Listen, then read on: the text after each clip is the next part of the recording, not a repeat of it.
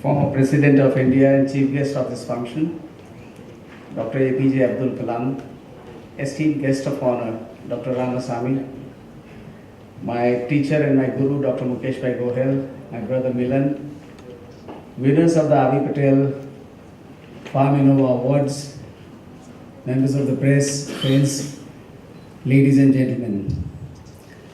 At the outset, I have to state that we are overwhelmed. There's an immense amount of joy and satisfaction. And the joy stems from the fact that today we have with us two Goliaths of science whose names are synonymous with research, development and innovation. The winners today are extremely fortunate to be receiving their awards in presence of such illustrious luminaries. Winning an award is a moment of satisfaction. Satisfaction of having put in the best effort and getting a recognition for that effort. Receiving it is a moment of joy. But receiving it in presence of such towering luminaries is certainly going to be a sublime moment for all the winners today. I say that firsthand from our own experience. A few years ago, our company developed the world's first painless diclofenac injections. Diclofenac injections cause a lot of pain at site of injections, cannot be given anywhere but the buttock muscle. We invented an injection which could be given in the shoulder, it could also be given by the intravenous route, and it was absolutely painless. That injection won the national award.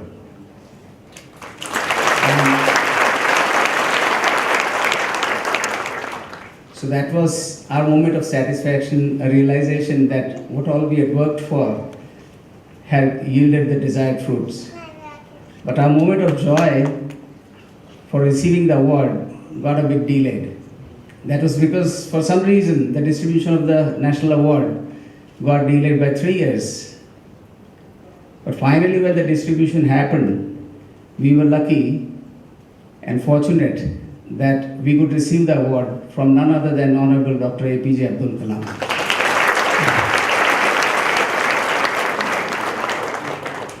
I can tell you that the moment, it was a sublime moment and is etched in our hearts and our minds. This is what innovation can do. It became a power moment for us and it led to two outcomes. The first thing was that our own R&D team got greatly motivated. Their passion to innovate took a quantum jump, and since we work in the area of drug delivery, they have been able to chart out a roadmap for several products which will soon hit the market in times to come. But the second outcome was more important, and it's really pertinent to this function. As inventors, we ourselves realized the positive impact of an award that is felt by receiving an award. So we just discussed the matter and we realized that if we could institute an award at academic level of research in pharmaceutical sciences, it would certainly improve the quality of research over the period of time. And that is how these R.V. Patel Awards, which were then rechristened as R.V. Patel Farm Innova Awards, took birth. Initially, for the first year, we just experimented with the pharmacy colleges of Gujarat because we were not sure what kind of a response we would get. And we were pleasantly surprised that 27 colleges participated. And that gave us the encouragement that we should take this to a national level. So all the AICT approved pharmacy colleges across India were made eligible, and the competition became a national level competition. So last year, this function is to celebrate winners for 2 years, year 12-13 and 13-14. And in the year 12-13, I believe about 102 colleges participated. Last year, 118 colleges have participated. There are 5 pharmaceutical sciences. In simple terms, I can't simplify it, but but most of you are pharmacists here. So you should be knowing that there's pharmaceutical technology, there's pharmacology, there's pharmaceutical chemistry, pharmacognosy, and quality assurance. So the R.V. Patel PharmInnova Awards are given to the best thesis in each of these sciences. And there's also a runner-up award. What is more important, I have been myself a student and a researcher, and I realize the role a guide, the research guide can play in giving an idea as a problem and in guiding him to achieve a solution to that problem. So we've also got an award for the respective teachers. So there are 10 awards for the winners as students and 10 awards for the teachers. I'll just show you a very small two-minute clip of R.V. Patel Trust and a few highlights of my father, Rajni V. Patel.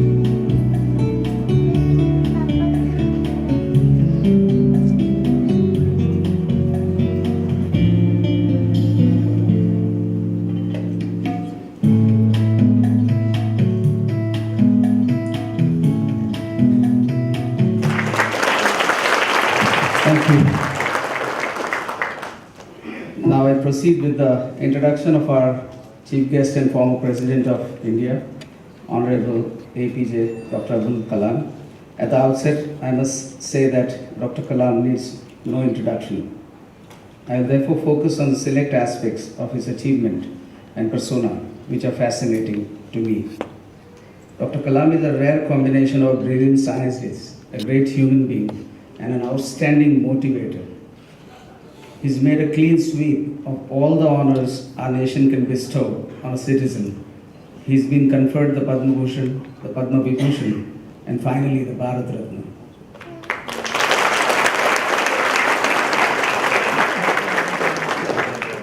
I'm sure very few Indians, I'm not aware of actually any, so he could be the only Indian to have these three honors. Dr. Kalam is one of the most distinguished scientists of India with a unique honor of receiving honorary doctorates from 46 universities and institutions from India and abroad. Those of you who read the newspapers, you must have seen that I think around 15 days ago, the University of Edinburgh in Scotland gave him an honorary doctorate. He's an aeronautical engineer and is known as the Missile Man of India for his work on the development of ballistic missiles and satellite launch vehicle technology. Dr. Kalam made significant contribution as a project director to develop India's first indigenous satellite launch vehicle SLV-3, which successfully injected the Rohini satellite in the near-Earth orbit in July 1980 and made India an exclusive member of the Space Club. His team of scientists gave India the landmark moment of joy and pride when India successfully detonated the Pokhran-2 nuclear test and resolutely announced its arrival in the select club of nuclear nations. In 1998, along with cardiologist Dr. Soma Raju, Dr. Kalam developed a low-cost coronary stent.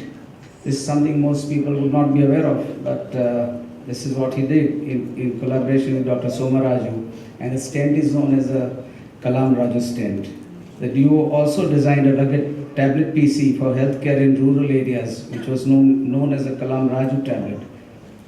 I could actually talk endlessly on his persona and achievements. However, due to paucity of time, I will narrate two incidences which I believe are relevant to this occasion. I'll start with his ability to think out of the box. Dr. Kalam has developed a carbon-carbon composite material which is extremely light. One day when he went to one of his orthopedic friends' hospital, he saw a lot of children who had deformities in the legs and they were wearing calipers which were weighing about 3 kilos. And the doctor, when he saw this composite material, he requested Dr. Kalam to design something which could make the lives of these children easier. So in a few days, in 3 weeks actually, he and his team designed a set of floor reaction orthosis 300-gram calipers, which are 1/10 the weight of those heavy metal calipers. And that has been one event or one incidence where actually you can see that when one thinks out of the box, the same material can be applied to something else for the benefit of mankind. The second incident I'm going to share will reveal his remarkable ability to maintain equanimity in the face of failure.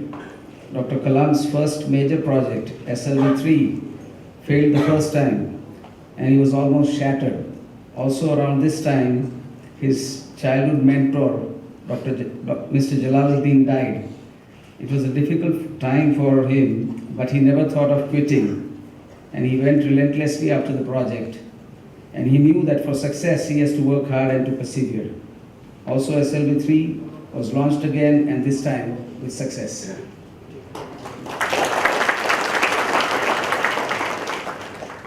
Dr. Kalam served as the 11th President of India from 25th of July 2002 to 25th of July 2007. During his term as a president, he was affectionately known as the People's President.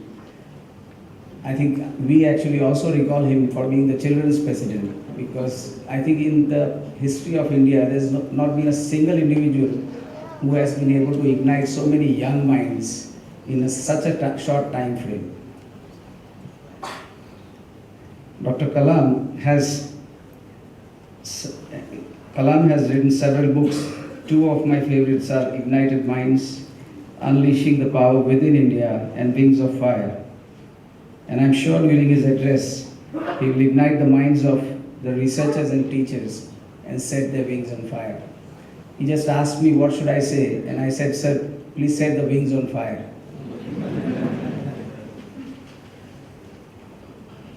Now I proceed to introduce Dr. Ramasamy. The introductions are being dealt with right at the beginning because Dr. Kalam has to leave back for Delhi, so we don't want to waste time. Dr. Ramasamy is another giant in the field of research and development. Dr. Ramasamy has been conferred two top honors, Padma Bhushan and Padma Shri.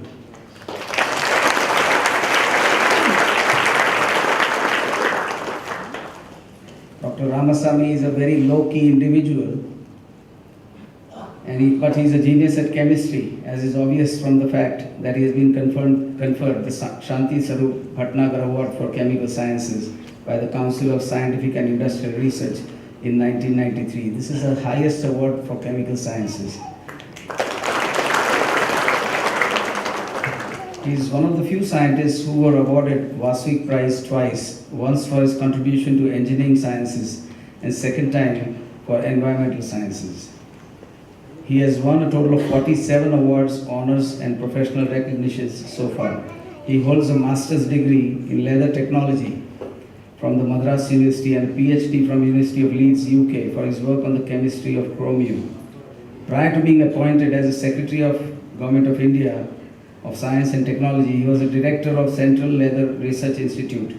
Thanks to his leadership, CLRI is now the largest institute for leather research in the world. We normally associate the connotation for leather is Italy. But believe me, CLRI has also made a dent on the global map.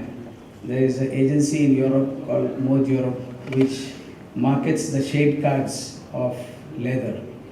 And the business of shade cards is extremely complex. Those of you know something about printing technology would know about the Pantone shade cards, which are printed possibly in Germany and Europe. Likewise, the leather shade cards, you'll be glad to know Mode Europe markets cards, and they have just two research associates, one of them being CLRI. And the other one is, of course, an Italian institute. Dr. Ramasamy assumed the role of Secretary Science and Technology in the Government of India since May 2006. During his tenure as a Secretary, Department of Science and Technology, the department launched a total of 74 new incentive and programs for promoting science and technology in the country. The international science and technology cooperation of India with many countries scaled new heights. He has 35 patents to his credit, and what is more important is that 12 of them have been commercially exploited. I think that's very important. In India, we do have a system, or rather a passion, to keep filing patents. The number of patents are large, but the number which gets commercially exploited is really very small, minuscule. He has more than 230 publications in highly peer-valued journals in his professional career. I got the opportunity to meet Dr. Ramasamy when our company was seeking assistance from Department of Science and Technology to take forward the research and development of some of our innovations. Within minutes of meeting him, I was really impressed with his modesty, as I said earlier, and sharp and incisive thought process. What further impressed me was his earthy logic on complex matters. I am sure when he delivers an address today, you'll all be enriched. And he has, in fact, very gracefully agreed to a very brief question-answer sessions. And believe me, if students have any questions, he can give really very answers full of wisdom. My concluding remarks are that the process of innovation is a journey into the unknown. You need to have ideas, in-depth domain knowledge, boundless energy, relentless perseverance, and lastly, the resilience to bounce back whenever you face failures. Innovation is the exact opposite of reverse engineering, where you're merely following the footsteps of someone who invented the original. Thus innovation gives birth to signature products with distinct identity, which reverse engineering can never. Thank you.